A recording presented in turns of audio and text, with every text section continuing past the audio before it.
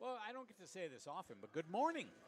Welcome to Fairport High School. We're in Fairport, New York, and on the Section 5 Broadcast Network, powered by Varsity Media, along with former Canandaigua boys lacrosse coach Ed Mulhern. I'm Brian Cannell. Ed, we have a special one today. How are you? I'm doing very well, Brian. Thank you. What a wonderful day to play. Two great teams, two great communities coming together for an unbelievable cause. You can't ask for anything better in high school athletics. No, and as Mr. Cub used to say, it's so nice, let's play two, and we're going to do that today. We got the girls coming up and then the boys at 1. And what's special about today, well, at least for the boys, and for the girls the first, but for the boys, the second annual Don Litzelman Foundation Face-Off Against Cancer game. And in full disclosure, both Ed and I have a connection to the aforementioned Mr. Litzelman, who was a two-time All-American attackman at Geneseo. He was a floor mate and fraternity brother. We were founding fathers together of the Sigma Phi Epsilon chapter there. And Ed, you were a teammate of his on the Knights. Correct. Don, he's a special guy, and I get goosebumps when we start to talk about him. He was probably the greatest player I ever had the privilege to play with. In my opinion, the greatest player ever at Geneseo. And as good a player as he was a better person. And it's an honor to be up here doing something in his name and in his memory. So we should explain the aforementioned Don passed away in 2012 from a probably, I think, 5-year battle with brain cancer. We started the foundation later that year. So we've been doing this for a while. We actually last August began giving grants out directly to cancer patients, and we also list 37 other organizations on our website who help cancer patients financially. And that website is faceoffagainstcancer.org. We're very grateful to Canandaigua and Fairport for participating in our Face Off Against Cancer campaign, which has grown now to 51 schools having participated in 20 states. There is a Face Off Against Cancer page on the website, and we'll talk more about it throughout the game.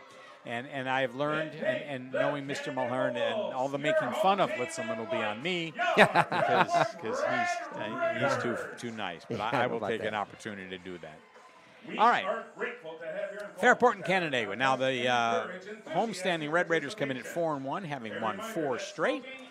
And Canandaigua comes in at 5-1, also having won 4 straight. So we got a good one ahead of us. We got a very good game.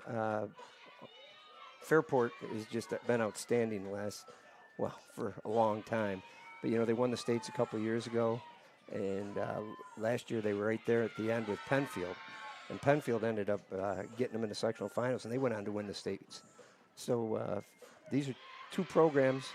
Canandaigua was trying to get there. They upset Penfield the other night, and hopefully these are two teams that they're going to represent themselves well. I'm sure they will, and you're going to see some fine play. Sound good. All right, let's do the starting lineups. On attack for Canandaigua, number 1, Alexandra DeSanto, 4 goals, 2 assists. At midfield, number 2, Leah Sheridan, leading goal scorer with 22 for the Grey Wolves, 9 assists also. On attack, number 3, Lola Shore, 15 goals, a team-high 22 assists. Number 4, Isabella Kester, playing defense and has a goal this year. Number 6, Sarah Erlacher, a midfielder with 1 goal. Number 7, Macy Mueller at attack, 16 goals and 4 assists. Number 11, Avery Sobey, a midfielder. Number 11, Avery Sobey. Number 13, Maddie Pasalacqua, 2 goals and 2 assists, a defender. Number 18, Taylor Ennis Chin, a midfielder. Number 5 goals, 1 assist. Number 22, Kira Giuseppe. 15 goals, 3 assists, a team-high 29 draw controls. A defender, number 28, Morgan White, has 3 goals. And in goal, number 32, Story Blazak, a 4.3 goals against average and a 34% saves percentage. Coaching the Canandaigua Grey Wolves, Alyssa Zacharias. And again, full disclosure, that would be your daughter, right? That is my daughter. Coaching in the genes. Yeah, and who started her career at Fairport. She coached varsity 2 years for Fairport, so she's familiar with some of these. Starting lineup for the Red Raiders, number 2, Brenna Goss, a midfielder, 9 goals, 4 assists. Number 4, Julia Stewart on defense. Number 5, Melanie Williams on defense. At midfield, number 6, Cameron Hauber with 2 goals. Number 7, Lucy Sisson is a midfielder. Number 11, Aubrey Caruso in attack, 3 goals, no assists. Allie Miller, number 18, is a senior midfielder, team high, 14 goals with 1 assist. Number 22, another name to watch for, Cameron Dubose in attack with 12 goals and a team high, 21 assists. On attack, number 23, Bryn Castrocini, 4 assists this year. At midfield, number 24, Ella Collins with 2 goals, an 8th grader. 2 goals for Ella. Number 25, Madison Van Gorder, a senior midfielder. And in goal, number 33, Marissa Test, a senior goalkeeper, 6.0 goals against average, and a 50% saves percentage. Coaching the Fairport Red Raiders is Mara Knapp. Fairport comes in off a 13-3 win over Rush Henrietta. Cameron DeBose, a couple of goals, 3 assists. Brenna Goss, 2-2. Ellie Miller, 2 goals and assists, and 2 goals for Aubrey Caruso. Thursday, tough 11-10 win over Penfield for Canandaigua. We're going to relay who scored in that one, but now we're going to pause for the playing of our national anthem.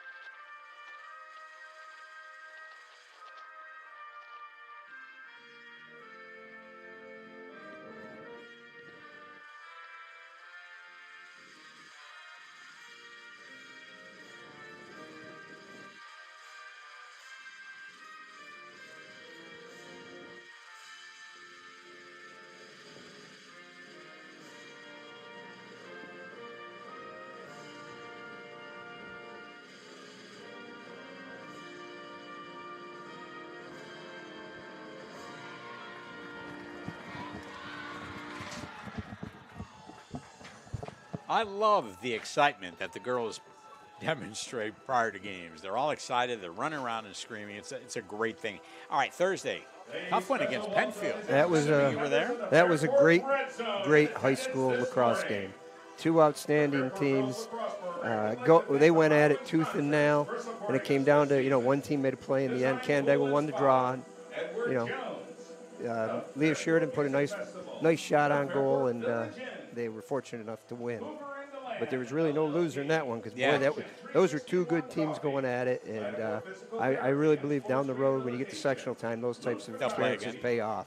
Leah Sheridan led the way with 3 goals and 2 assists. Lola Shore had 3 and 1. Macy Mueller, 2 goals, 2 assists. And Kara Giuseppe had 2 goals. Story Blasek with 7 saves. Fairport will be in white. Canandaigua will be in, I guess we'll call that pink, right? Pink, yeah. For those of you tuning in, a couple things you'll notice is the girls, they coordinated their outfits. Both of the girls, I the see 2 that teams, now. if you'll notice, they're the opposites of one another, and it's quite nice. Also, for Fairport, you'll notice, those of you tuning in, Coach Knapp, Mara Knapp, is not here today. Oh. Fortunately, she had a beautiful baby boy, from what I understand, well, there recently, you go. and she's home with them. So congratulations to you, Coach, and I'm sure many years of happiness to come. There you go, and I'm sure a stick is already in the crib. My guess is it probably is. I'm sure you did that, right? Yeah, well, they may have been there. Draw control. I see Bryn Castrocini for Fairport. Team high 44 draw controls for the Red Raiders. And I will be very honest and tell you those numbers are tough on Canandaigua. Can you see who that Kara is? Giuseppe. Okay. Giuseppe. Yeah. Team high 29 draw controls for the Red Raiders. She's come on the last 2 or 3 games. done a really nice job for him at this. Here we go. First one's being battled for. This usually happens. Castrocini comes up with it, but then loses it immediately, but then it comes down to Fairport.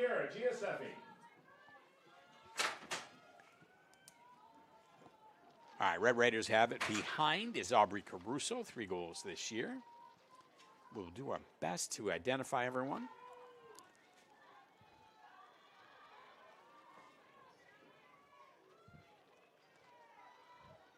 That's Cameron Hauber. Now it goes behind again to Caruso. In the corner, Julia Stewart. And here's Cameron Dubose, team high 21 assists. Down the alley, nice pass in front, and the first goal is in. I want to wait for the announcement to be sure, but Fairport takes the lead just 51 seconds into the first quarter. Great little 2-man game there. She little pick and roll. Fairport goal, her first of the contest, 15th of the year, scored by number 18. It was Allie Miller, her 15th of the year. The assist, I believe, is going to go to Cameron Dubose. By number 22. Yes, and that's her team high 22nd assist, 22 assists in 5 games. That's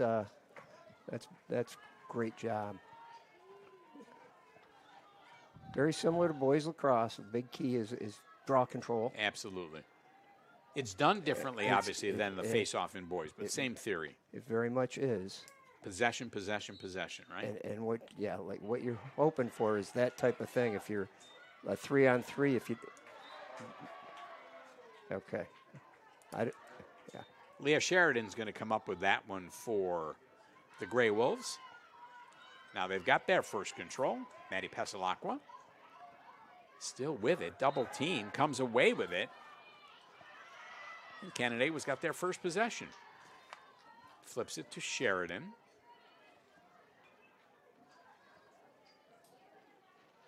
Still got 65 in the shot clock. It's a long shot clock for the girls. Fairport traditionally is very aggressive defensively. Coming out in front is Chiara Giuseppe. It's just a nice one-on-one play. Canandaigua spread the field a little bit and worked the one-on-one there. Very well done. 16th on the season. That is her 16th goal of the year. Second on the team to Leah Sheridan's 22. And typically we see the same 2 girls. Typically you do. I mean, there may be some changes. If it's successful, Canandaigua will use a couple kids depending on, it's very similar to the boys. It can get tiring. Sure. Both mentally and physically. And the wings are very important. It's not like the 2 girls doing the draw always get the ball. Correct. Like, right there, it's just that young lady, you don't know if she put the ball there on purpose, but that's trouble. Bang. And Cameron Dubose got the draw control. Right off the face-off, Canandaigua didn't match up, and Fairport got a pretty easy goal there. It's a 2-1. Fairport goal, her second of the contest, 16th of the year, scored by number 18. Allie Miller. Second of the game, 16th of the season. Number 22, Cameron Dubose. And again, Cameron Dubose. So So she's assisted both goals. Yeah. She got that draw control, came down and fed Miller. She's involved in a lot of good things, Fills the stat sheet, as they say. And when you're teaching young lacrosse kids, a lot of kids want to score goals, but that assist person is so important. See, that's just a nice draw. She brought it back to the one person side. Brenna Goss has the draw control. Canandaigua's got to settle in here and, try to make a stop.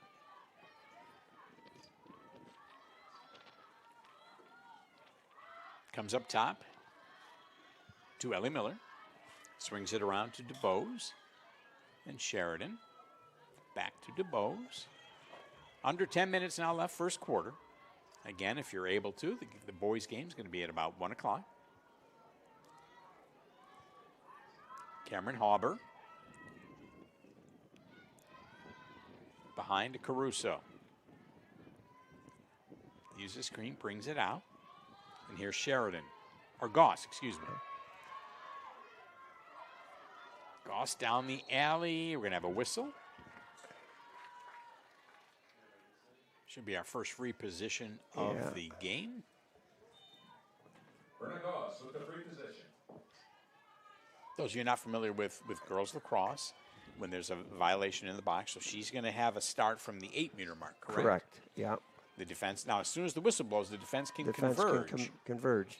And it's a matter of can you get there, and very nice job by the goalie. Terrific stop by And now- Blazek.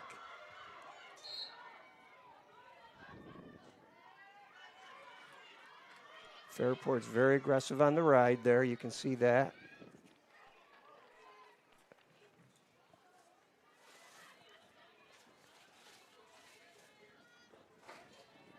All right, Gray Wolves with it. That's Lola Shore.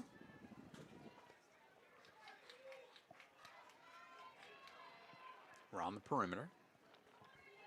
That's DeSanto. In front, gets hit. We're going to have a free position, I believe, for Canandaigua. Leah Sheridan. And the free positions are unique. You'll notice this angle is nowhere near as nice as the one coming right down the middle, so this is a little tougher. That is Sheridan, I'm sorry, not DeSanto. Oh, Shot, knocked hit down. the pipe.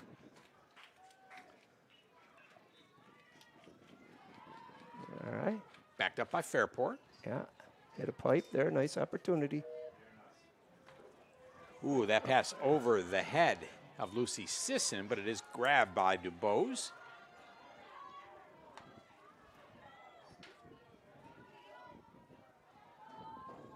And here's Caruso behind.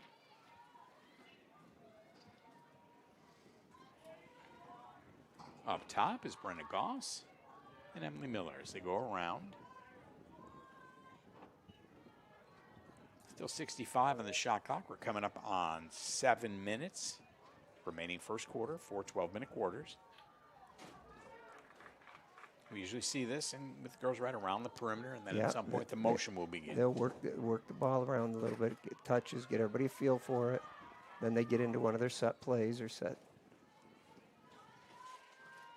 Goes all the way up top to DuBose. You want to take away cutters in the middle of the field if you can, defensively. Goss down the lane, turns away. Castrocini. Still with it. Comes out in front, tried to get her hands free. Now the ball's down, scooped up by the Gray Wolves. That was just a great effort, great defense by Maddie. Right there, Maddie Pasalacqua. Right, really nice job. She's had an outstanding year thus far. Actually, an outstanding career. She's a great young lady. Here's Shore, goal line extended, brings it out on the wing for Ennis Chin.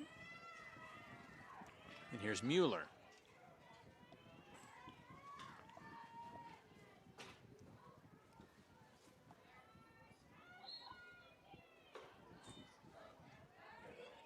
So whistle behind, so it'll be a free position behind the goal. Comes back out to Ennis Chin. Checked out of her stick.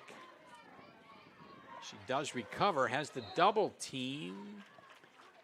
We're going to get a violation. It's going to stay with Canandaigua. It'll be Taylor Ennis Chin triggering it. Fresh 90 on the shot clock. Oh, no. Should be They changed. That was going to say they're changing their mind on that. Yeah, they're going to reset it to 45.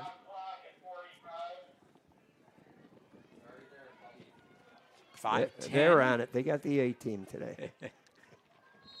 You didn't always say that when you were on the sidelines, did you? When you came here, you know you had some of the good people. There you go. Okay. Shot. Nice save by Marissa Test. That's a nice save.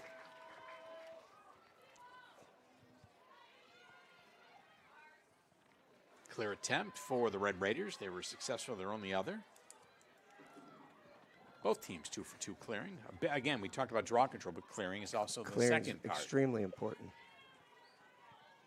Here's Miller. And we'll see it worked around the perimeter.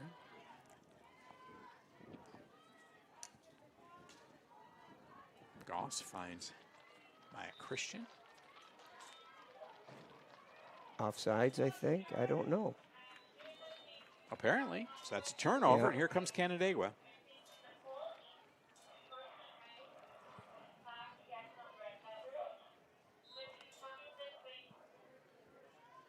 Again, the Grey Wolves have cleared both their attempts also.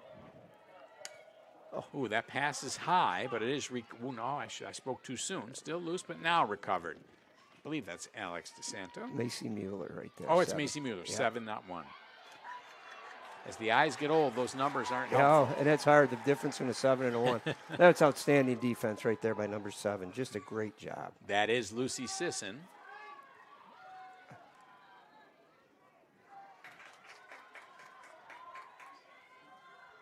That's picked up by the Red Raiders. That's Ella Collins. Yeah, and the key in this, too, is if you're riding the ball like right there, Canandaigua just had them use up 24 of their 90 seconds getting the ball over. It's very similar to basketball in pressing. It's not always making a steal. Correct. It's eating up that clock. Yes, it is, and it's creating a tempo.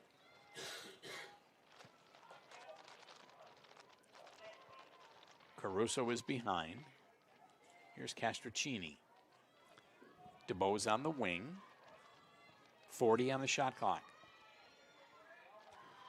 Up top is Goss. Whistle. I think we're going to have a shooting space violation. So in the box, the defender cannot be between the ball carrier and the goal. Yeah. I don't. Sometimes it's hard to figure out what. It's a More tough, than sometimes. It's tough because you're coming to help on a player that's not looking to shoot. Brenna Goss. Nice shot there. On the free position. Puts it in for her 10th goal of the season. And that'll give the Red Raiders a 3-1 lead with 2:39 left. Fairport First goal. quarter. Her first of the contest, 10th of the season. Scored by number 2, Brenna Goss. Off the free position. It Goss. seems to me, as a layper, that's got to be tough for the goalkeeper to stop. It's much different than the boys. Most of the shots are inside that 8-meter Absolutely. position, and they're right on top of you. If you're 40% or 35%, in my eyes, that's a pretty good job. Very, very tough position to play. Well, Marissa Tast of Fairport at 50. Yes, yeah, Yeah, you don't see the outside shots in No, girls. you don't see them. There's so many interior shots, and so much is played. See, that's just an outstanding draw. Canday was trying to match up, and she's putting it to the open man. Second draw, control for Brenna Goss. Here's Caruso. Goal line extended. DeBoe's on the wing.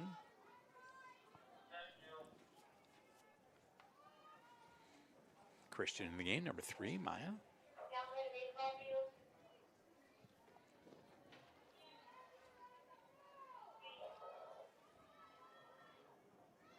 On the wing again, DuBose. Coming up on 2 minutes left first quarter. 2-goal lead for Fairport. Christian up top.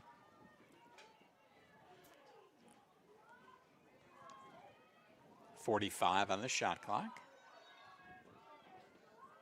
Again, DuBose on the wing. Comes down the lane, dodges in, and puts it in. Cameron DuBose is first of the day to go with 2 assists. That's her 13th of the season. 1:42 left first quarter, 4-1. It's a great job. She did a little face job, tucked her stick, and Fairport goal. hit a nice spot in the goal. And you don't see a lot of driving and dodging in girls. No, and it's one of those things that it's hard to defend because if you bump, then you end up with that 8-meter free shot, and if you don't, they end up that. It was a very nice job. Canandaigua's got to find a way to find the ball here on a draw. So now, is that Macy Mueller? That's Macy Mueller. Okay. So change the draw So control. they're changing that up a little bit. Still with Bryn Castrocini Yep. of Fairport. Boy, that 1 and 7 is really going to make a mess for me today.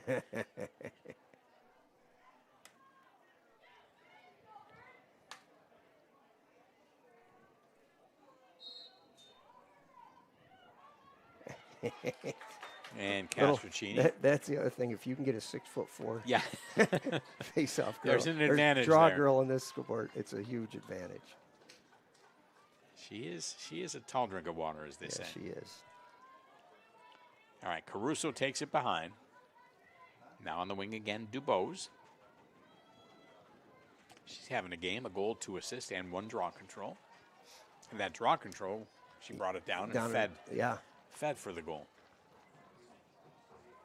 And they're doing a great job. They're using up clock and getting quality opportunities. And the advantage of winning draws. Final minute of the first quarter. It's going around on the wing. Again, behind to Caruso. Here's Dubose now behind, but she'll bring it out. Under 40 on the shot clock. Yeah, There's about an 8-second difference. 2-man game. Here's Goss. Collins. Castrocini behind. The feed is knocked down, and it's recovered by the Grey Wolves. Morgan White, I believe. Maddie's got a person ahead if she looks. That's a nice Now pass. you got to push to Lola. Just overthrew it. The perfect right idea.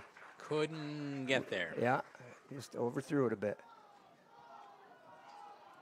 Turn over to Fairport with 5 seconds and counting. Here's Marissa Test with it. If they hold it, will they get it to start the quarter? No, They still do a draw. Still do a draw. Okay. All right, the end of the first quarter, it's 4-1. Fairport, a couple of goals for Ellie Miller, Brenna Goss, and Cameron DeBose. The other 2 assists for Cameron DeBose. The lone goal for Canandaigua, Kiara Giuseppe. So back to the Litzelman Foundation just a little bit. You mentioned what a great player, and in all reality, 1 year ago, his career goal record was finally, after 43 years, broken. And all the credit to Jimmy Atkinson. Jimmy played 20 more games over his career than Don did. He still has the career points record, which, from what I've seen, is not going to be caught. And I believe he still holds, I know he still holds goals in the game. I think he's got the top 2, actually. He did have goals in a season and career, and he had points in a season. Those have been broken. But in all reality, though, the other thing you said, we don't do this because of what he accomplished on the field. It makes it a little easier when we mention his name, but we do it because of who he was when he meant to us and what lacrosse meant to him. He told me he wishes that he had taught high school and coached instead of getting into a sales career. Well, he was a natural coach. I was a freshman, and I remember the first time we had, back then they had the ice rink. Yes. And we went over and they had a little box in there. And I'm a kid from upstate New York. I know a whole lot. And I see Donnie. I'm like, holy cow, look at the size of this kid. He was built. And then you watch him play. I'm like, oh, man, that's a heck of a senior. Then I found out he was a freshman. I can still actually picture exactly where I was standing in the lounge on the floor, A1 in Ontario Hall. And there's the big guy with the lacrosse stick. Yeah.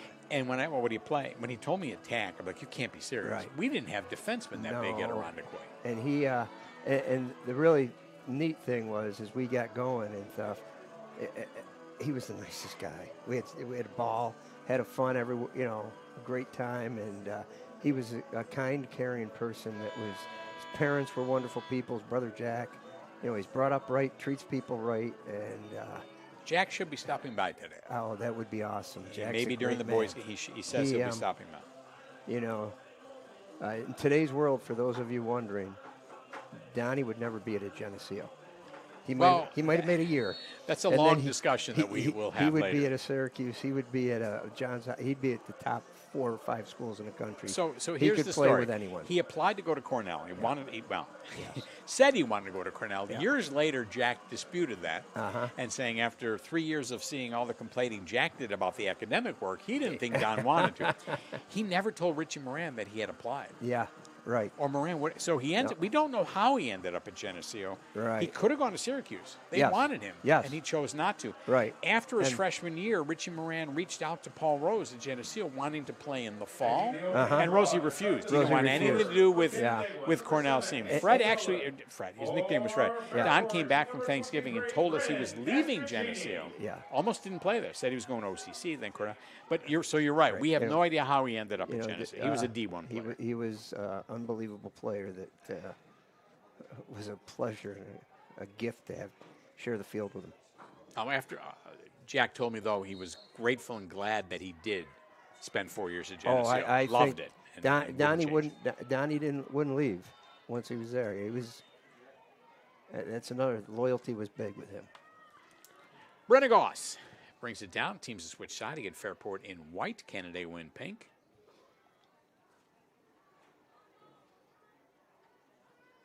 Pretty one-sided game right now, in part because you're seeing a team that's just controlling draw after draw after draw. Yes. And it's a tough game to play defense all day long. 6-1. Without fouling. 6-1 in favor of Fairport. Possession's everything. So winning the draw control, picking up ground balls, and successfully clearing are the three things to look for. And the difference, to a certain degree, when you watch the boys' game, for those of you that will watch it later, boys have the ability to match up and body a little bit and check a little bit more than the girls do. With the girls, it's much more of a finesse game. Don't get me wrong, there's some contact, but at the high school level, you know, they call it pretty tight. So you really can't go out and, you know, stick check and do things like that, which is obvious when they don't have helmets or gloves. Right. They're allowed to wear helmets. I see it a little bit at the college level. It's rare, though. There's a few. You know, nice catch out there by Goss. Yeah. Here's Hauber. Back to Goss up top, 35 on the shot clock. Yeah, you don't see the big shots from outside. No. That you'll see in the boys' game. Ooh, that's an unforced error. Turnover, Bryn Castrocini couldn't hold on to it, so here comes Canandaigua. That's Maddie, right? Maddie Pasalaka. Yeah. The human clear, is that what she is? Maddie's, she's a pretty gifted young lady. And as hard a worker as you'll ever find. Now, if Canandaigua, they got to slow it down a little bit, I would say, and, you know, get some touches. You got to play some offense for a little bit here. Absolutely. Killing your defense. Sarah Urlacher. Like right now, that's just pass another over the unforced error that it's hard to, you can't have. So they received one, and then within a few seconds, give it right back. Looks like Cabrin Hauber triggering the inbound for Fairport. 9.5 remaining, second quarter. Here's Julia Stewart. I'd like to mention those defenders. They don't get the ball a lot. Middle of the field, nicely done to Lucy Sisson. And nicely done to Aubrey Caruso. Well, the clears are good. Fairport's 4 for 4. Yes. I think it was 4 for 5. Yeah.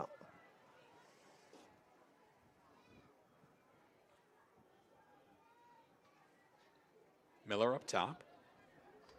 Comes around. Here's Hauber.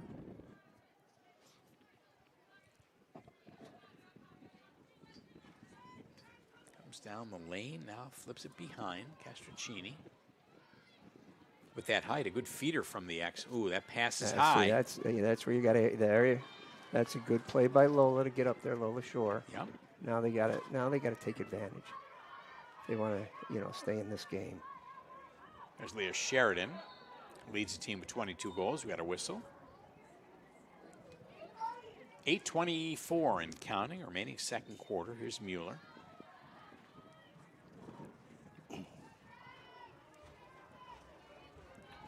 Giuseppe. Here's DeSanto. Nice catch on that skip pass. There. Sheridan, tried to find a cutting. Yeah. And a shin. Oh, that's a nice save by Test. Off the shot by Sheridan. That's just a great save. It was picked up by Madison Van Gorder. She's got it again. Well, that pass flips up in the air, loose ball. Picked up. We got a whistle. It's going to go to Canandaigua. That's it. Pass it backwards. Get it over. There's Kester. That's Chinny. Nice stick check and taken out of her stick and brought upfield by DuBose. So we're seeing a lot of turnovers in the past 30 seconds. Yes. And when you're the team not winning draws, the turnovers hurt you a little bit more. You know, some of those you can equalize, right? Yes, if you dominate in right. one of the areas to make up for another. But okay, not, we lose a draw, but we play some good defense, get it back, we're down right. to cash. That's different. But when you're turning the ball over and not winning draws, that just compounds your issues. Hauber up top. 50 on the shot clock. Here's Goss on the wing. And again, it's Hauber. 40 on the shot clock.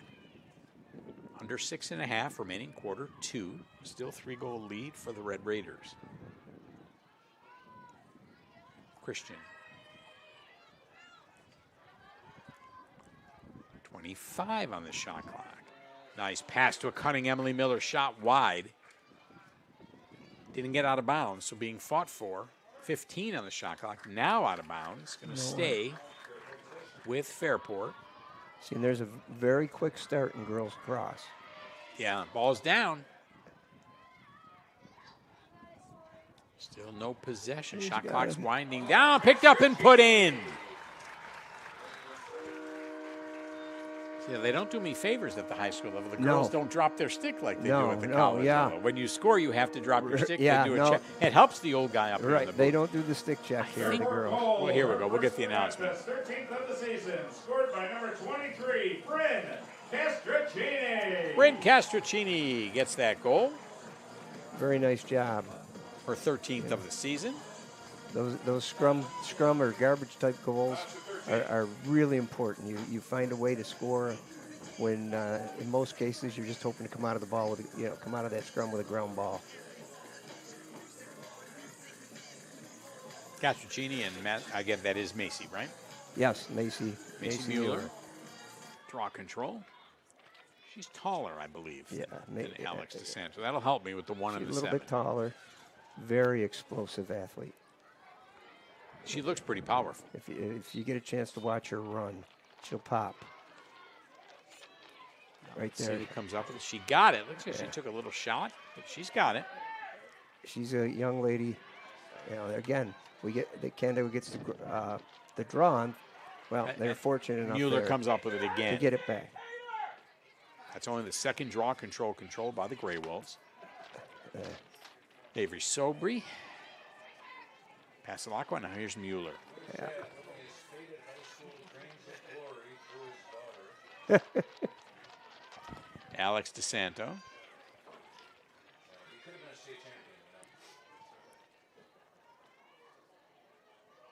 See, they're just stretch on you. You notice that Fairport's really extending their pressure. And they step out on adjacents and make it tough on you. It'll be a free position for Alex DeSanto to the left of goalkeeper Test. Tough angle for a right-hander right here. Mm-hmm.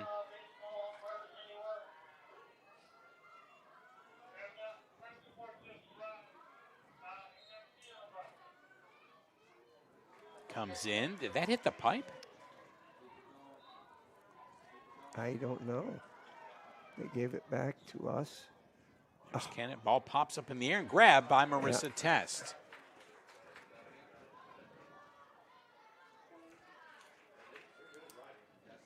Test has it again. See behind you. There you are. Good look. One hop pass to Melody Williams. And when you're clearing the ball, teams like to work in triangles. So you'll see them catch and look one way. Kind of similar to soccer. They do that too. Very similar. You see a lot of similarities between basketball and lacrosse. I mean, in theory, spacing and things. Yes, the basketball, very similar. Footwork in lacrosse is extremely similar to basketball. Reverse dribbles and dodging, face dodging, things like that. Getting down and moving your feet and playing defense. Here's Ella Collins on the wing. Emily Keys goes behind to Castrocini. DuBose goes up top to Brenna Goss. Brenna's got a goal today. Keys behind again to Castrocini. Starts to come out, goes back. Pasalacqua on her. Some good moves behind her. She hit the crease, I thought so. All right. All in all, it may sound crazy, but Canada only giving up 5 goals at this point, given the time of possession. Yeah. Is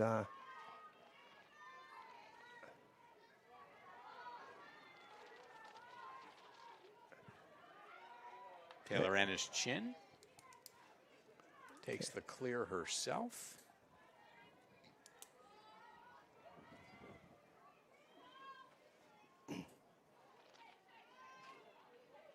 Macy Diedrich out there. Yes. There's Giuseppe and Mueller. Mueller dodges. Ooh, took a shot. And just before that, they actually had a, I believe, shooting space violation. Macy's a transfer to Canandaigua, first-year senior. She came over from Waterloo, where she was a high school All-American. Wow. She's a Syracuse recruit. Is she committed? Yep, she's committed to Syracuse, and she's impressive. A very good player and a really nice young lady. Is that actually? She started early. Yeah, offside. She started a little bit early. Yeah, they're just a little discombobulated. Wow. There's Hauber. Nice checking by Morgan White on her. She gives up to Sisson, who brings it up and over. Each team has cleared 5 out of 6. There's Collins on the wing. Again, ball being worked around the perimeter. 30 seconds.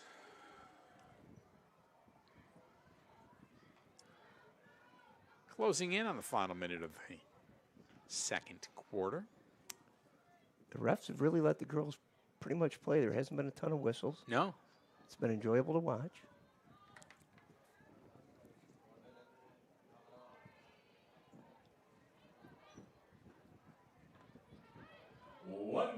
Final minute of quarter 2. Castrocini behind. Oh, nice boy. feed in front to Brenna Goss. That was a beautiful feed from Bryn Castrocini, her 5th assist of the year. Second goal of the game for Brenna Goss, her 11th of the season. Yeah, that was a very nice ball movement. Off-ball movement caused some confusion with Canandaigua, wide open on the crease. And Castrocini filling up the stat sheet, too. She got a goal, she got an assist, 2 draw controls. She's an excellent player. And I believe, speaking of transfers, I believe she's a transfer from Palmyra, Macedon. Only a sophomore. Yes, and a very good player. 44 draw controls this season. Again, the height helps, right? Yeah, it sure does. But there's a lot of skill involved in this. And sure. I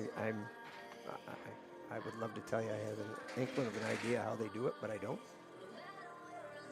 Listen, I coach girls a lot, and I learned I don't know anything about pitching in softball. Yep. There's so much involved. I don't know face-offs or draw controls. Right, I don't. And then, but I do know all things being equal. If you're 6'4" and the other girl's 5'8", it's tough. If you can keep it like, see, there you are. That one I figured out too. Yeah. 3rd draw control for Bryn. Well, Brenna Gross has 3 also for Canandaigua. Coming up on 40 seconds left in the. Ooh, there's a bad pass to Emily Key. She can't get it. If you're Canandaigua, a goal at the end of the half here would be a huge, huge positive. Coming up on 30 seconds. But Maddie's gonna have to pass the ball. There, Yeah, she was double teamed. The problem with that though is the clock keeps running. So even though, even though we're down it's to a penalty on 13. them, nice clearing pass to Leah Sheridan. she'll take it at it. She'll make something happen, I think. Oh, right in front. There. That's a beautiful pass. Lola Shore. That's a terrific use of time. Lola Shore, 16th of the year. The assist to Leah Sheridan, her 10th. Assisted by number 2, Leah Sheridan. That's a big goal, 4.2 seconds left That's a in the huge half. goal going into the half. Gives you a little juice, gives you a little momentum. And, coming off Thursday night, Canandaigua could use some momentum type situations. They need a little juice. So 4.2. Mueller and Castrocini in the circle. I mean, possible with a quick draw control and a long pass. Yeah, he might get lucky. But the draw control's got to be quick. Sometimes that ball possession it can take up the whole In clock all easily. now, Wow, can't get any quicker than that. Yeah. Oh, and she did not throw it upfield. So that'll be the end of the first half with the score Fairport 6 and Canandaigua 2. 2 goals each for Brenna Goss and Ellie Miller. The other goals were Bryn Castrocini and Cameron Dubose. The 2 goals for Canandaigua Lola Shore and Kira Giuseppe. All right, we got a few minutes. Go grab a snack and a drink. We'll be back, and this time we'll make a little more fun of Litzelman. Oh, there you go. Right? We'll see you soon. Yeah.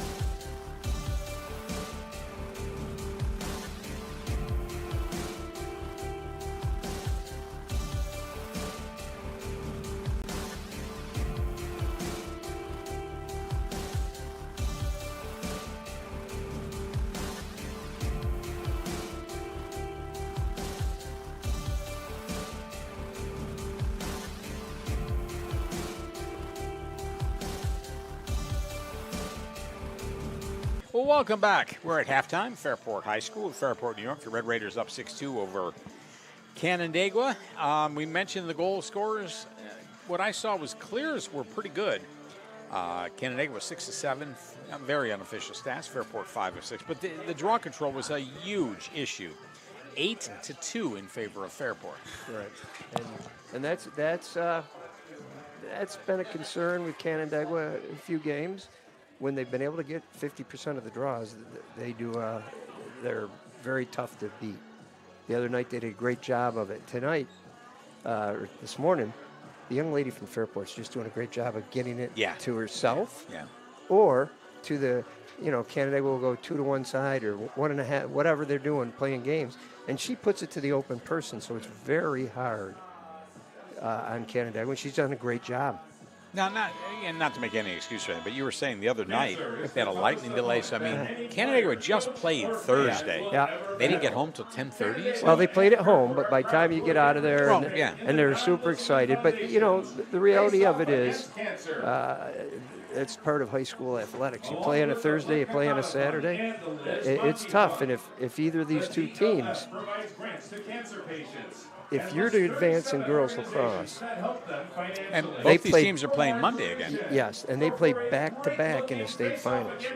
So that's what they do. They play a Friday, Saturday. So if your dream is the ultimate, that ultimate goal, you have to put yourself in a position in games like this to find a way.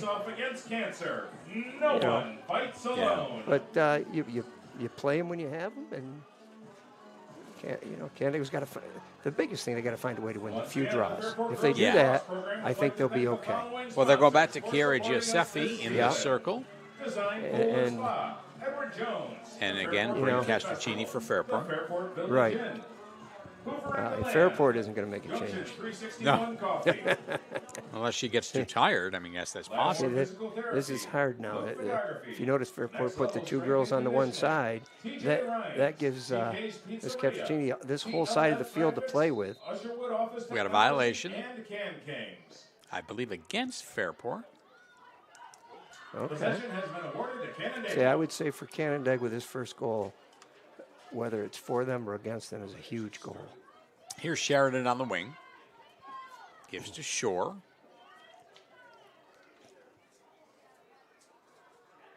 I was going to say, another great save by Marissa Test. That's 2 or 3 of those she's had. They've hit a pipe, and she's done that. That's just great goalie play. Canandaigua does a nice job on the ride.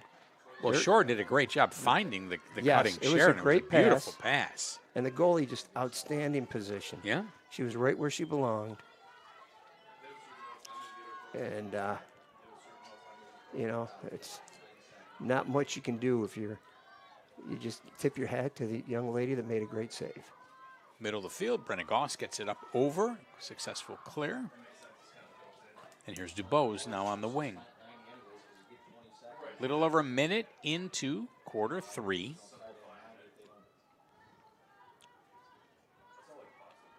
Castrocini behind. Hober up top. And Fairport's being very smart offensively. They're making Canandaigua play defense and grind you down over the course of. Cameron Dubose got her hands free, and that's a long shot. That's a long for shot. Girls. That's a very long shot and a great shot. Stick side high. She put it in that top corner. Great job by her. Second of the game, 14th of the season, with 10.5 remaining in the third. Second of the contest, 14th of the year, scored by number 22. I would think that's unassisted. Yes, that would be unassisted, I believe. She dodged and played a two-man game all by herself. Yeah, well. I can tell you, I did the book your freshman year. Oh, in yeah, Geneseo. yeah. I did. Yeah. Let me tell you, the lobbying for assists from the bench was very loud. It's very interesting with that. And, same with ground balls. Yeah. You drop it and pick it up. Is that a ground ball? That is, I've seen, I can tell you there are places that will give you one. Yeah. The kid that can't catch gets 3 ground balls. So that's just a great job of finding the ball. That's the 4th draw control for Brenna Goss. They're a step quicker to every loose ball. Fairport's really playing well. Very athletic, it seems to me. Yes. Caruso behind. Coming up on 10 minutes left in the third. And big. They seem to have a little more size, or is that my imagination? It could be. Canandaigua was not a real big physical team. Here's Caruso again, bringing it out on the wing to DuBose. Coming up on 50 on the shot clock. DuBose has showed she certainly can dodge. In front for Goss, but it's knocked down. Whistle. Ooh, nice. First card of the game. Okay, there's a card. Okay, so now they're going to be down for 2 minutes, I believe. Yellow card. Her first issued to number 25, Madison Van That's Gorder. Madison Van Gorder on the card. So 2 minutes. Non-releasable, correct? Correct, I believe. Welcome back, Maddie. First extra player opportunity of the game. Okay. And it goes to Canandaigua. Oh, nice stick check Oh, by yeah. DuBose. Oh, here we go. Knocks it out of Miller's stick. All right. Or excuse me, and his chin. Now here's Castrocini. Shot That's save. a nice save. Christian shot wide. Backed up by Castrocini. See, now what Fairport will probably do is chew up the next 80 seconds on offense. Well, maybe not. They're going to go to the goal. Because they are man down. They're man down. So they, at the very least, they're going to kill the next 40 or 50 seconds, I would think.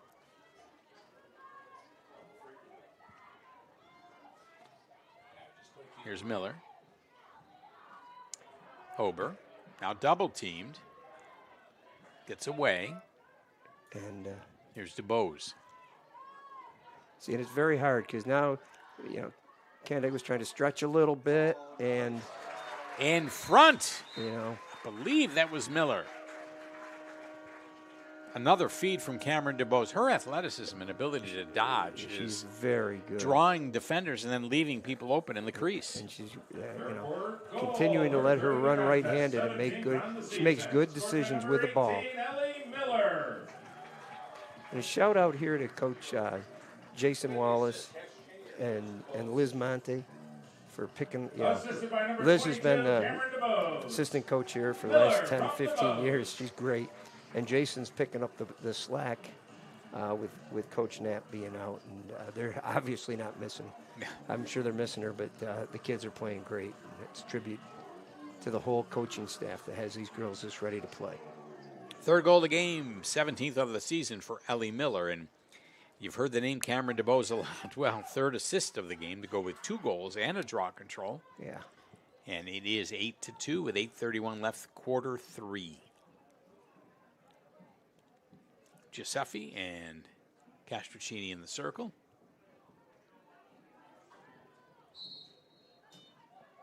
And Canandaigua's made a couple of those where they've made them into those type of scrum situations, and even in those, Fairport's coming up with it. So Ella Collins got that one. Here's Caruso behind. 45 seconds still remain on the penalty. She's double teamed. Ball's out of bounds. Off her stick. Oh, no. They're okay. Keeping it with, they called a free position. yeah, they called a push or whatever. Yes. Yeah. So here's Caruso coming out behind. 25 on the penalty remains. And again, the longer they have the ball for one, they kill the penalty. And they have plenty of time to do that Yes. and still have time Yeah. on the shot clock. And they're also just taking the legs out of the defense. It's just You can only play defense for so long, yes, right? and they've had, you know, they've given up 8 goals, and quite honestly, they've played pretty well to only do that. Oh, We're going to get a card, I would assume, Yeah. to Maddie Pasalacqua. Canandaigua yellow card issued to number 13, Maddie Pasalacqua. Her so first. she's going to be there for 2 minutes. So it's even for 4 seconds. And then Madison Van Gorder will be released, and Fairport will have an extra player opportunity. Fairport is back to full strength. All right, so extra player opportunity now for the Red Raiders. Hober. Here's Caruso, goes behind to Castrocini. Still 70 on the shot clock. DuBose up top to Miller. Hober. In the crease. That's really nice defense without fouling when they catch it in there like that. Unfortunately, right in front is Castrocini. Man down, they just flash one through and bring the one behind it. Very nice job. Very nice scheme there by Fairport. And great eyes. The one thing they do is the ball moves, and the ball grows eyes in their sticks. They're not, it's moving, and they're all unselfish. They pass the ball along, and they do some great things. So that player-up opportunity, that goal goes to Bryn Castrocini, second of the game, 14th of the season. 4th assist of the game for Cameron DeBrose, her 25th of the season. She's got 2 goals, 4 assists, and a draw control. And Castrocini now with 2 goals, 1 assist, and 4 draw controls. 6:58 remaining in the third. 9-2 Red Raiders.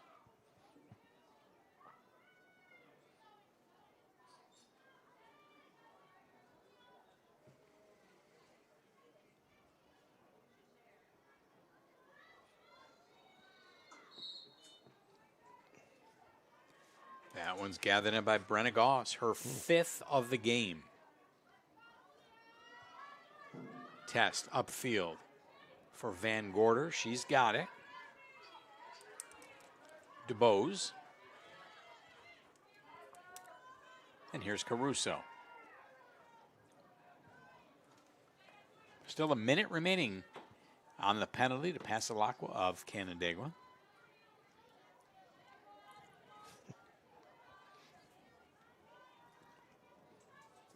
Castrocini behind. DuBose brings it out to the wing. Low shot, nice stop by Blazak. That's a very nice job by goalie there. 6 minutes left, third quarter. Their human clear is in the penalty box for Canandaigua, but they successfully get it up to Leah Sheridan. There's Mueller. Okay. Yeah, kill the clock. Well, you can't even worry about it now. 10 seconds left in the penalty. Nice pass to Shore. We got that shooting space. Shooting space. I don't know. I don't question it. Whistle blew. Here's what's happening. Yeah. It'll be Lola Shore to the left of goalkeeper Test. Penalty is expired.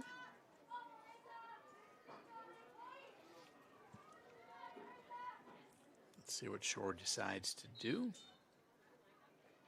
Passes in the crease, but it's intercepted by Miller, who gives to Van Gorder. Great effort there by Kiera Giuseppe. I don't know if it's going to, she gave it a good effort. That's a nice job by, is that 20, is that Van Gorder right there? They just cleared the ball? Yes. That was outstanding job by her. Made up for her penalty. Great job. Really nice job. Here's Hober on the wing. Up top, it's Goss. Castrocini.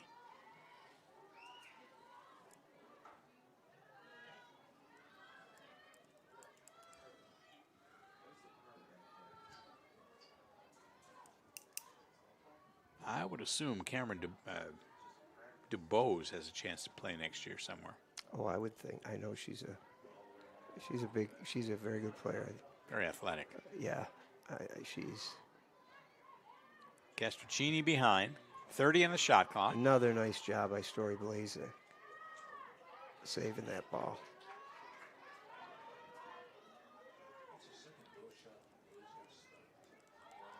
Here come the Grey Wolves on the clear. Believe that was Avery Sobey. She's going to be fouled. Yeah. It is Sobey.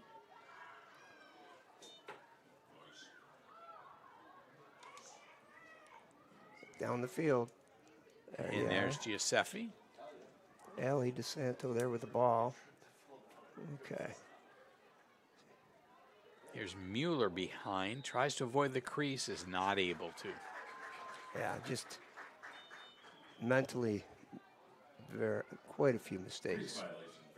Just can't have that if you want to be successful. Now they're going to play defense again. So They'll play 2 minutes of defense. They ride the heck out of you, though.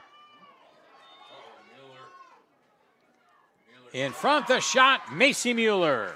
Yeah. Kara Giuseppe's the one that really caused that goal. She was the one that rode the ball, caused the turnover, bounced to Macy, and Macy put it home. Nice job by both those young ladies. First of the game for Macy, 17th of the season. Closes it to 9-3 with 3:06 left in the third.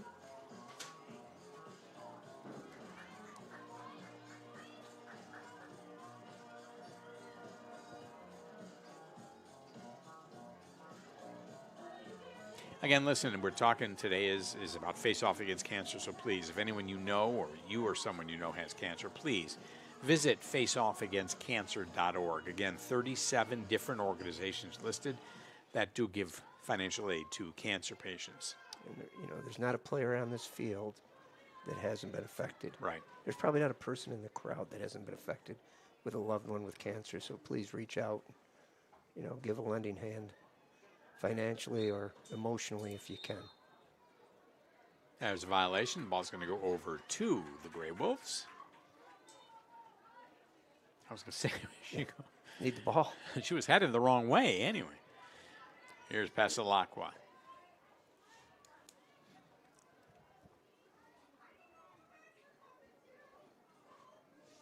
See, see how they stretch out and make it tough for Macy to catch the ball behind. They really force you to do some things. On the wing, it's Shore. Watched by Julia Stewart. Lola still with it. Now double team, gets through, has her left hand free, takes the shot, but saved by Test. Yeah. Another nice save. She's been outstanding. Yeah. I mean, Canandaigua's had 3 or 4 opportunities that this score could be. They could say the same thing on a Fairport end, too. Brooke Losey is fouled, so it's going to stay with Fairport. Sisson. Up over midfield, nicely to Maya Christian. Still with it, now on the wing. Collins.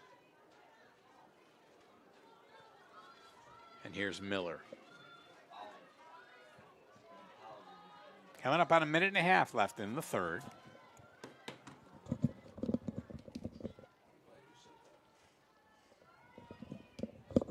Here's Miller again.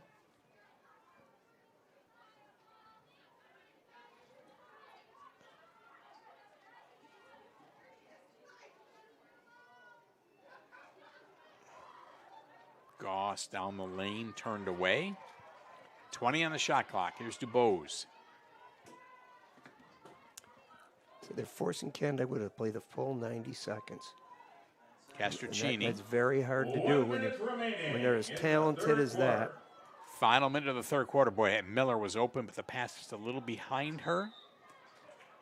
All right. DuBose not able to corral it. Okay. So going to get turned over. Ref should stop the clock on this one, but they're not going to. The ball's lost in the corner. There it goes. Yeah. Lost about 5 or 6 seconds. That's yeah. Okay. Oh, nice stick check, but too nice maybe. They're going to be called. That's Taylor Ennis Chin. Upfield nicely to Pasalacqua. There you go. You got 20 seconds now.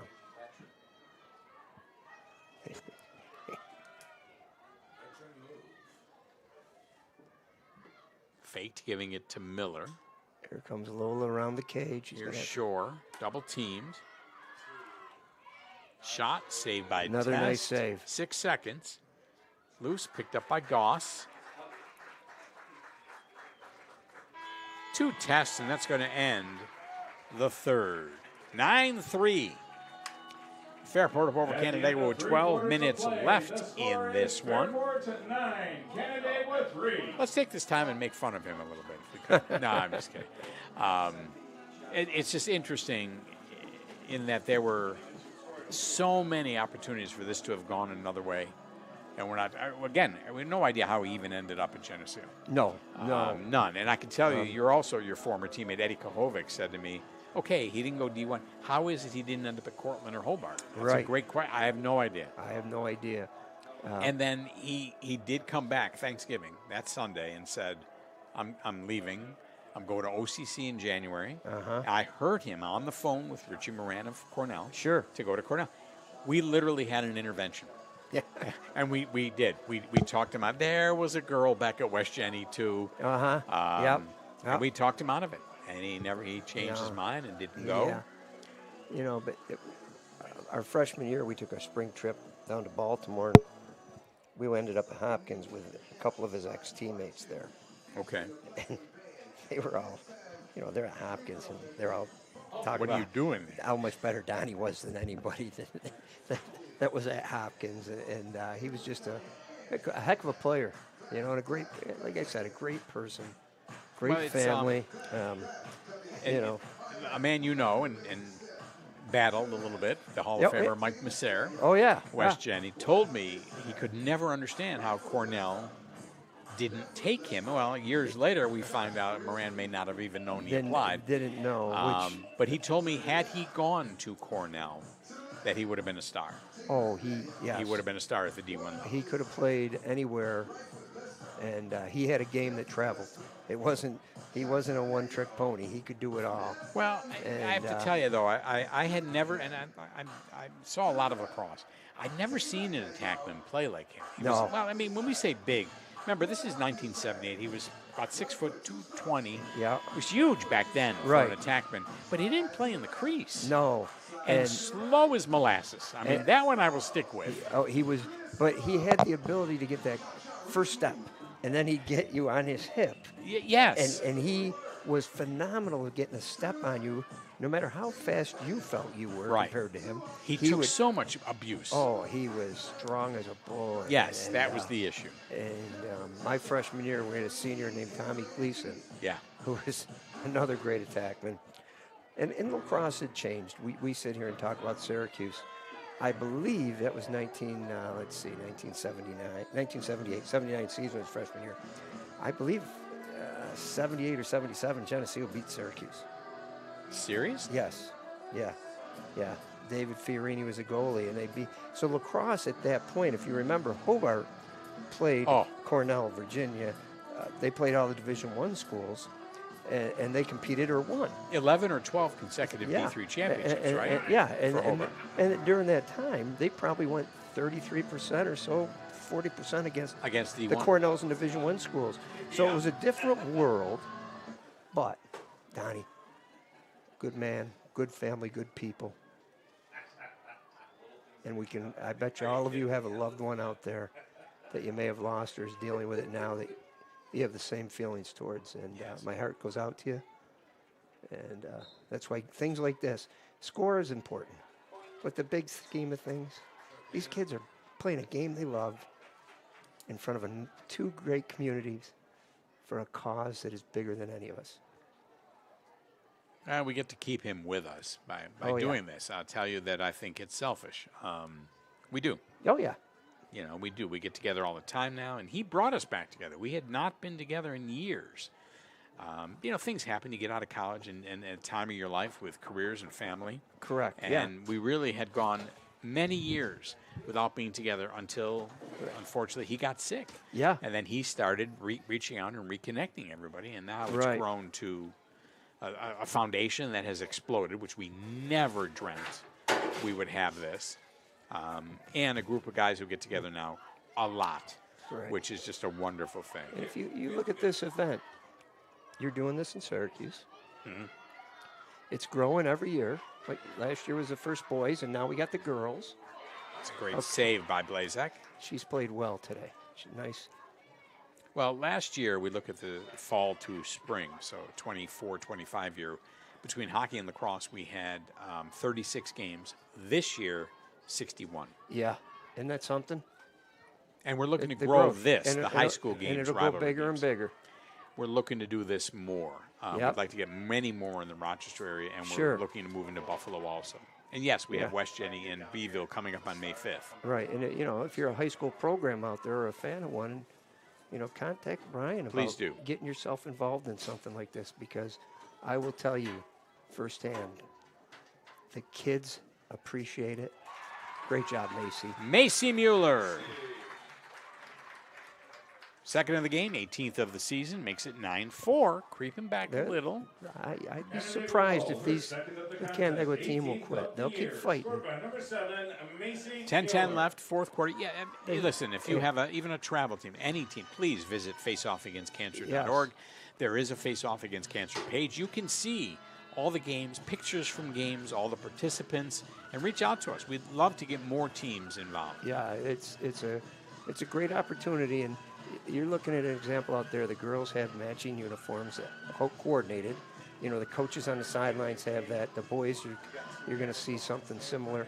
And the big scheme of things, people, you know, we're coming together to fight cancer, and you just can't beat that.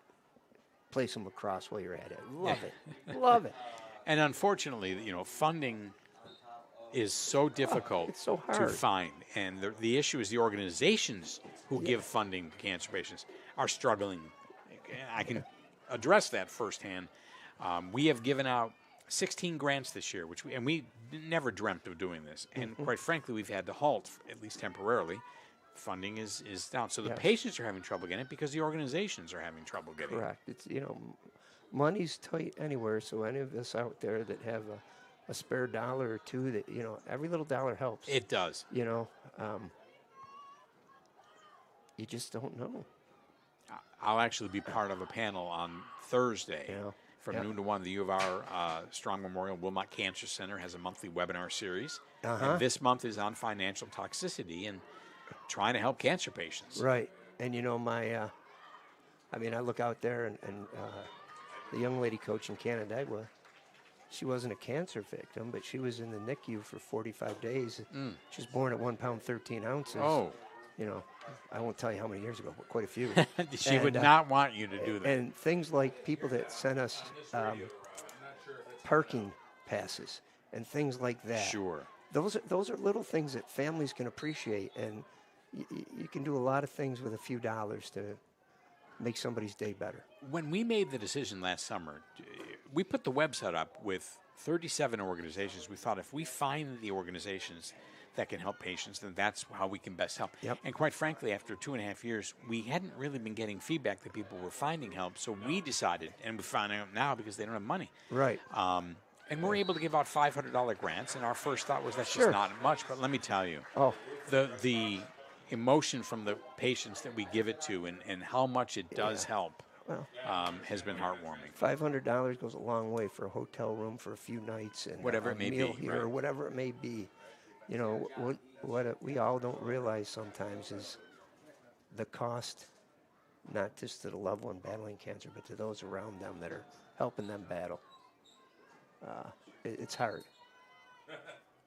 So, Very yes, hard. I'll never forget the story of Bob Valvano, Jimmy Valvano's older brother, talking about the Jimmy V Foundation. Yes. How literally every dollar helps, and that he absolutely was so touched by an envelope he opened with literally a single dollar bill in it. And the note said, "I wish I could do more. I just hope this is the dollar that buys the slide." Correct. That finds the cure. That finds it. You just don't, you know. And like I said, everybody's been affected by it. No call on that contact in front.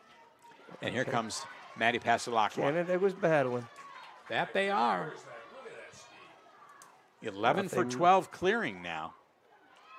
Ooh, shot wide by Giuseppe. Backed up by Canandaigua. 7 minutes. Down the lane and scoring are the Grey Wolves.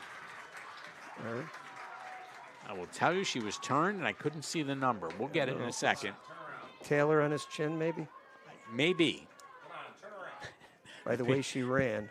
The people in the booth are saying the same thing. Could you turn a little? So again, the college game, it's very helpful because they have to drop the stick. It's the green shoes standing on the 35. That is Taylor Ennis-Chin. We believe it's Taylor Ennis-Chin. That'll be her first of the game, 6 of the season. They're listening to you on that, Ed. So. Taylor Ennis-Chin. 9-5, 3 straight goals for the Grey Wolves.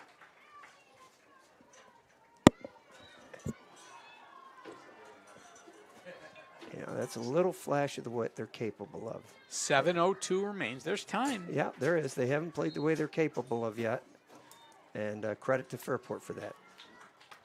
You know, the problem is they haven't been getting the draw controls. No, they because haven't. that's one opportunity. You can score and get it right back. Right. And they haven't been able to get in the flow. But, you know, they're battling. Well, there's a nice stick check by Passalacqua. Maddie's relentless. And she's going to get called, unfortunately, on that. So She's Fairport going- keeps it. She's going to Coastal Carolina. Ah, She's going to play lacrosse, and they're getting a very tough, hard-nosed player and a great young lady. they're D1, I'm assuming. Yes, yeah. Up top, it's Hober. See there, Canandaigua stretching a little bit, but it's hard because Fairport's so talented. Here's Collins. 45 on the shot clock. Castrocini, Hober. Whistle. Shooting space, I believe. So we'll have another free position. It's going to be for Hober. She's going to throw that out, and they're going to continue to kill clock. 35 on the shot clock. Yes. 5:50 and counting, remaining in regulation. Back in front to Hober. Checked. No call. Ball's down. I can't believe that's not a call there. I- I thought for sure Canandaigua Yeah. would get called for a penalty with a push in the back in there. On the after that, there was a call. But Yeah, you're right. Not right. on the original one in the crease. pass to the crease was the young lady that caught it there. I thought she got hit pretty good. Brenna Goss on the free position. Comes in, shot wide. And Canandaigua was going to win that back up. They do. Very nice job by Story Blazek again there. Avery Sobey was there to back it up.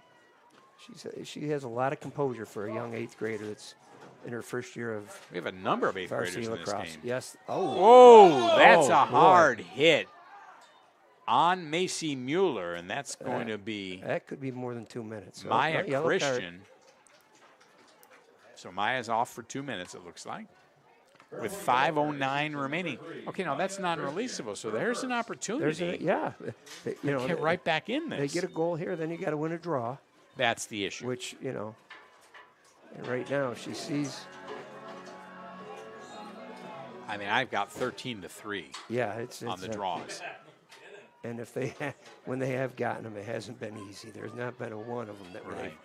they've been able to turn. But you never know. You just keep battling, keep grinding. Sheridan up top. Back on the wing to Urlacher. Sheridan again. Mueller tried to go in the crease Yeah. to Miller. No, but it's recovered by Leah Sheridan. 4:33 remaining in regulation. Ooh, pass at the crease. DeSanto recovers. Now Urlacher.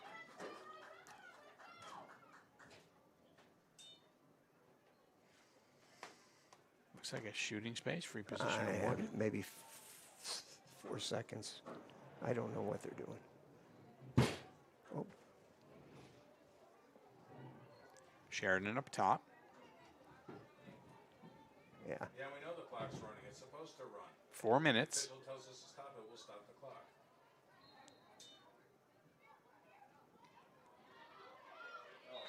Comes back to Sheridan, but again a whistle.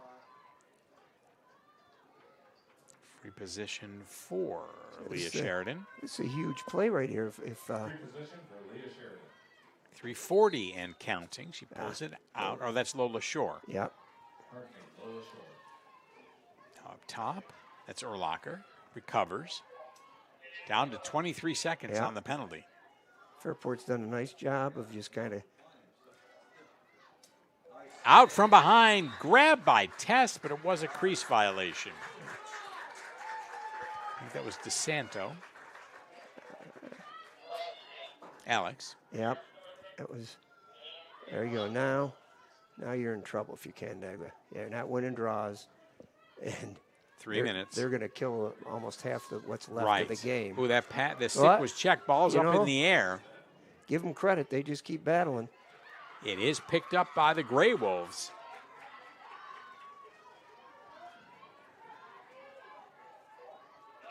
Ennis Chin gets it upfield. 2:45 on the clock. Now, at some point, though, do you have to put a little more urgency in Yeah, this? I think you and got to less going around the perimeter? I would say so. I think they got to you got to find a matchup and attack it relatively quickly. You know. I've always wondered about that Yeah, because you're still running. There's a pass to the crease and a push. That's Kira Giuseppe. We have a free position. Yeah. But again, the clock keeps running now. Right. And I assume you've got to go to the goal on this. Oh, You can't pull it I would out. think unless they got a little play here where they're going to.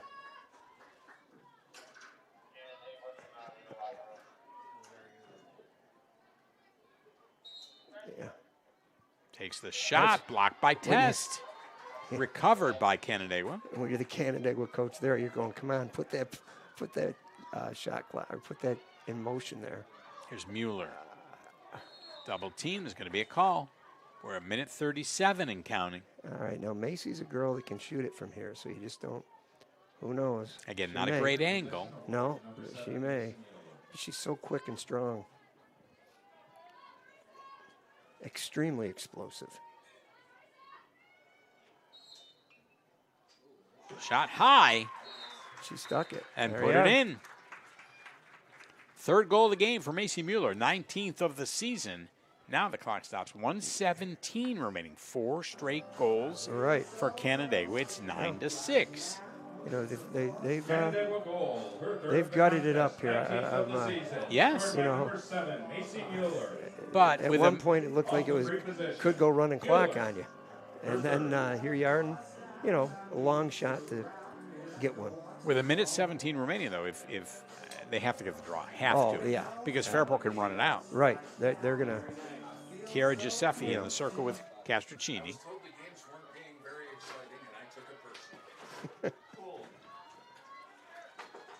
See, Critical draw control for the Grey Wolves.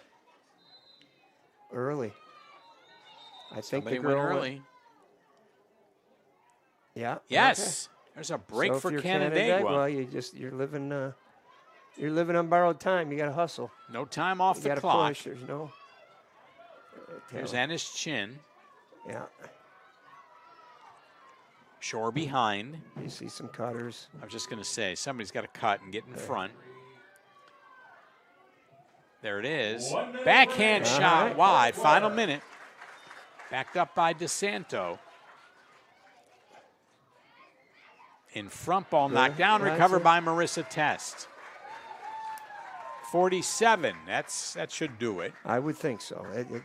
You know, Canandaigua might get the ball back, but that's a nice win for Fairport. Really nice win. They controlled 3/4 of the game. The last fourth quarter, Canandaigua came alive, played with a little bit better. Pass is loose, recovered by Ella Collins. 27 seconds. Here's Castroncini. 20 seconds. She can just stand in the corner. Yeah. And they're going to put a little pressure on her, but Here's Collins. I think at some point they're going to realize too. 10 seconds. Yeah. Nice win for the Red Raiders, but a nice Great win. comeback by Canandaigua. 4 Great. straight A goals. lot of character for them. Absolutely. That's a character builder there, and you know, that's a great win. I know. Final score is Fairport. Fairport wins it 9-6. 3 goals for Ellie Miller, 2 each for Brenna Goss, Cameron DeBose, and Bryn Castroncini. 4 assists also for Cameron DeBose. 6 draw controls for Bryn Castroncini. 5 for Brenna Goss. Fairport, goes to 5-1. Next up for them Monday at Grease Storm at 6 p.m. Next home game Wednesday, Penyan on the 22nd, 7 p.m. Canandaigua drops to 5-2. 3 goals for Macy Mueller. The other goals were scored by Kara Giuseppe, Taylor Ennis Chin, and Lola Shore. Next up for Canandaigua home on Monday against Brockport at 7 p.m. Ed, thank you to Varsity Media. And if you can stick around, we'll be here for the boys' game also. Otherwise, please visit faceoffagainstcancer.org. Thanks.